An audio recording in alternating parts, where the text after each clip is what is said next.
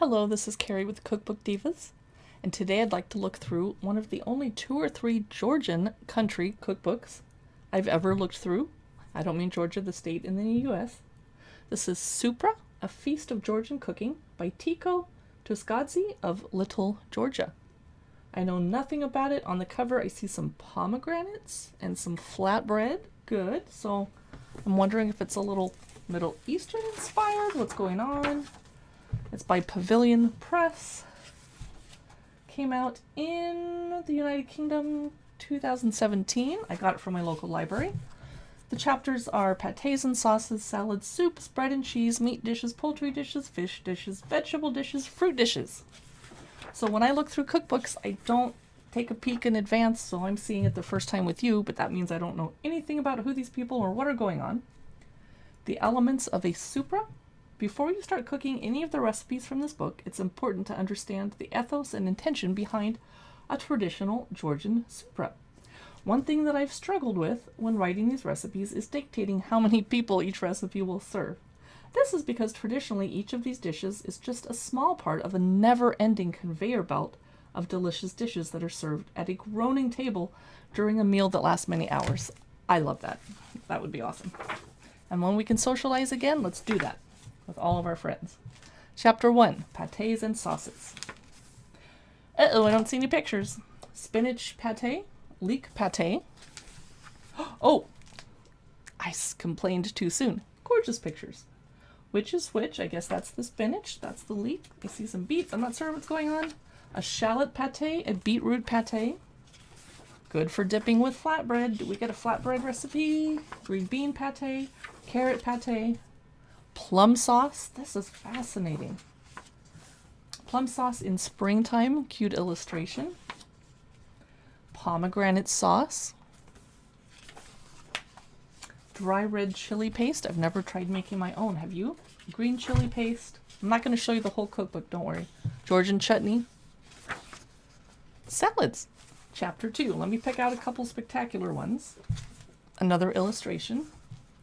A little introduction to beans, etc., and the types of foods they make.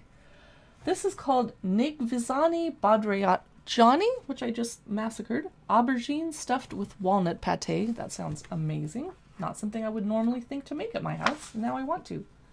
Green bean and red pepper salad. Red pepper and walnut salad, similar to something I made after I took an Iranian cooking class.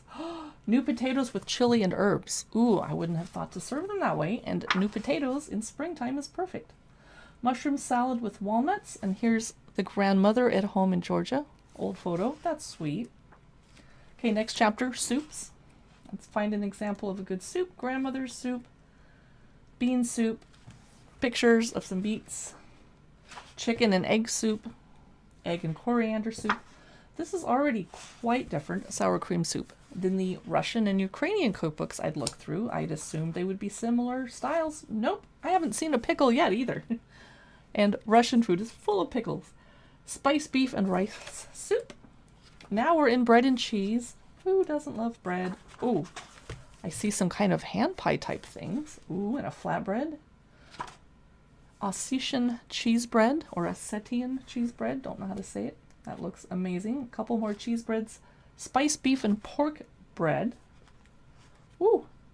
Now we're in mozzarella, chili, and mint roulade. I think we just went to another chapter, but I'm not sure. Yes, ricotta with mint and chili. Savory porridge.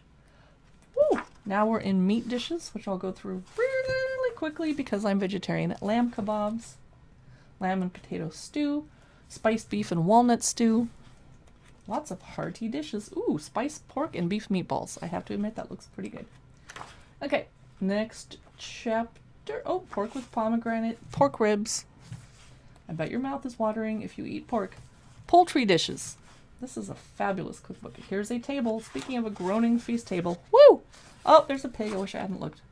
Chicken with walnuts. Chicken without walnuts. Something in garlic and walnut sauce. Poutine, I guess it's a chicken. Chicken stew with cinnamon. That sounds really hearty and good, especially in winter. Simmer chicken stew. I'm getting the idea they raise lots of chickens in Georgia. Okay, fish dishes. Here's a fish. That is trout with Georgian spices, fish kebabs, baked salmon with pomegranate molasses, aubergine stew. Yay. See, there's lots of vegetarian options in here. Mushrooms baked with cheese. Yum.